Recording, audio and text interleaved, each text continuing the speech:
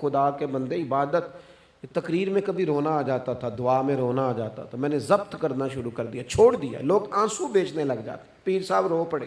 پیر صاحب کس بات پہ روئے؟ او خدا کے بندو، پیر کو معافی لے لینے دو اللہ رسول سے، اپنے لیے اپنے سنگیوں کے لیے اللہ کے حضور اسے آنسو بہانے دو، کوئی چیز تو کیمرے سے باہر رہے۔